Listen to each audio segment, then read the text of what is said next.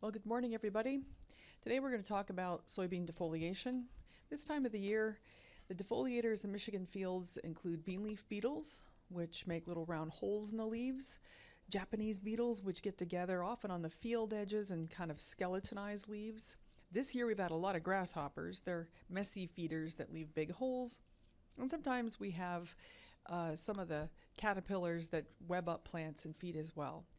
Our defoliation threshold is 30% in vegetative stage beans and 20% in our stage beans like we have right now, and that is an overall defoliation estimate. The defoliation thresholds seem high, but they're high because of the extra capacity that we have in soybeans. If you look at the top of the canopy, that's where most of the photosynthesis is taking place in the bright sunlight. If you stick your head under the canopy, you see it's dark. And when there's defoliation along the top of the canopy, that simply lets light down onto those lower leaves that are, for the most part, shaded otherwise. So it's like a factory that has extra capacity. Now, significant soybean defoliation can occur. It's much more common in the southern United States. This is a picture that a colleague sent a few years ago, and this is green cloverworm, and you can see this is a really bad field, but there would be more of these sorts of pests in the southern U.S. I had to really work hard to find a picture of defoliation like that in Michigan. This is from 2010, and it's a webworm infestation. You can see that there were a lot of weeds in this field that were then sprayed with Roundup, and then the webworms presumably moved on to the soybean and they defoliated. And this is like the only picture that I could find that I had in my computer to show this in Michigan. It's extremely rare to have this level of defoliation. But every year, in late July into August, I get questions from growers, should they be spraying for defoliators? They read something, they heard something, and there's sort of a persistent thought that somehow people should be getting out there and spraying to prevent defoliation. But unnecessary sprays are pretty bad because they kill beneficial insects like ladybugs that would in fact eat other insects like aphids. They could flare spider mites and create a bigger problem. They can select for resistance. We know that there's soybean aphid resistance, for instance, in parts of the western corn belt that we don't want here. You can risk a honeybee kill late in the season if the bees are working your beans, and it's just money out of your pocket. So people will see a picture like this on the edge of a field. This is very dramatic, lots of defoliation here, and the question is, boy, is it over threshold? Unfortunately, when we talk about defoliation, these are often the pictures that we show you, and I'm just as guilty of this as anybody. But we show individual leaflets with chunks taken out, and we give you the percentages. And of course, this 50% looks very reminiscent of the previous slide. And if you saw this picture, you would think, holy cow, I'm over threshold. And I wish that we could just explode this picture and get rid of it and talk about defoliation in a different way. So here's a plant that I picked from the edge of a field. You can see the top of it has some Japanese beetle feeding, and if we just concentrate on the leaves, we can again see what each individual leaf looks like. If we were going to estimate defoliation of this, what I did was I had a volunteer, a student, take these pictures and come up with a defoliation estimate for every leaflet. She looked at the 30 leaflets and she rated them very quickly, just as if she was in the field. So if we look at the top of the plant, where a lot of dramatic defoliation usually sits as far as bean leaf beetle and Japanese beetle, these are the estimates that were given, and they're pretty high. And if we count up all of the leaflets, there's 9 leaflets here, if we add up her ratings and then take an average, her average was 34% defoliation, which would be over threshold, right? And we'd be very concerned. But remember, the defoliation thresholds are not based on really the top of the plant, it's an overall estimate. So if we take all of her estimates from the bottom of the plant up to the top and we redo the calculation, now we have 30 leaflets, and we take an average defoliation of those 30 leaflets. Now we're down to 12% defoliation. So we've already corrected this overly high estimate from the top of the plant down to 12%, which is much more realistic. Any of the light that is filtering through these top leaves, that light is being captured by bottom leaves. Well, the human eye has a bad way of looking at defoliation, defoliated leaves, and overestimating what defoliation is there. We like to dramatize it and make it more than it really is. So to correct that, one of the things you can do is get a little phone app. This is a free phone app called BioLeaf. You don't have to use this one, but this is one that entomologists have been using the last few years in soybean.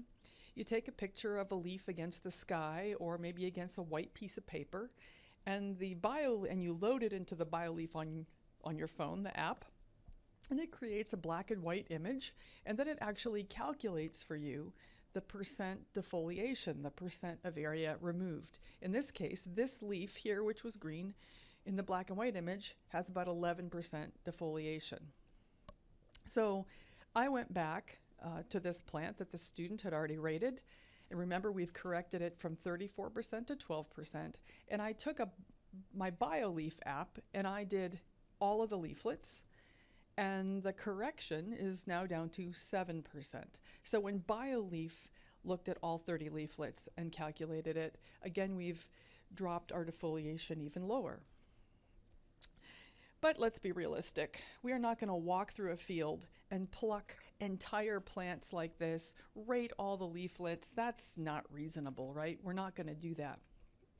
Well, what entomologists recommend that you do is that you scout a subsample from the plant to get a snapshot of the average. Of course, you're not going to sample 30 leaflets, but we do encourage you to pick a top, a mid, and a bottom leaf.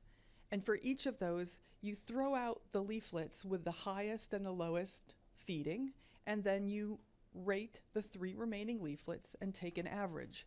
And this is sort of a compromise scouting that takes an average of an average to give you a very quick snapshot of that point of the field. So let's go back to my plant, my trusty plant, and let's say I was walking through the field and I grab a top leaf. I reach my arm into the canopy and I grab a middle leaf. I don't look, I just grab, and then I take one from the bottom of the plant. So now I've I've accounted for top, mid, and bottom. I take those 3 leaflets, or those 3 leaves, and I take out or remove from the estimate the leaflet with the highest amount of defoliation and the one with the lowest. And I'm doing this by eye. I'm not rating them yet. I'm just casting out the one with too much and the one with too little, sort of like Goldilocks and the 3 bears. You want to get what's just right. So in this case, I'm keeping just the leaflet that is kind of in the middle of that defoliation. And this was the BioLeaf estimate for this leaflet, 25%. This one's 3%, this one's 1%. Then what I do is I take the average of the 3 leaflets, the top, the mid, the bottom. My estimate here ends up being 10% defoliation. Now 10% is a little bit higher than the BioLeaf correction, but it's pretty good. It's capturing right in the middle just about between the whole plant estimate that the student came up with, which is 12% by her eye, and the whole plant estimate I came up with from the fancy app. So instead of rating 30 whole leaflets, we were able to generate a close enough estimate just by grabbing a subsample of 3 leaflets from the top, mid, and bottom.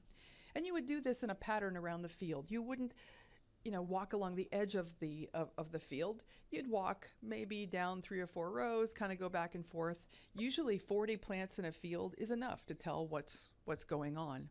And when you do this sort of scouting, you're just not looking for defoliation, but it gives you some idea of how many beneficials are out there.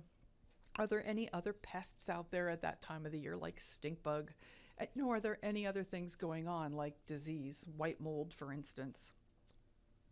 So entomologists the last year have actually done this across many fields in multiple states as part of an NCSRP-funded study. And most of our fields, when we scout the whole field using the subsample method, have less than 1% defoliation. The highest average I had in Michigan was 3.5%. That was actually at Saginaw Valley for last year. So you can see that most fields have almost no defoliation. So my summary points here are that 99.9% of Michigan fields are well below thresholds for defoliation by insects. I'm not counting deer and woodchucks and such, by insects, because soybean has so much capacity to tolerate defoliation. And don't estimate defoliation on the edge of the field by looking at the top of the plant and looking at that dramatic damage by Japanese beetle, for instance. Get into the field, use a quick subsample, and the subsampling doesn't have to be hard. You can improve your eye by practice and by using a phone app. And it makes defoliation actually, in the end, not too hard to scout for. So I'd like to thank you for your attention, and there's an address here to email me if you want to be on my email list. Thanks.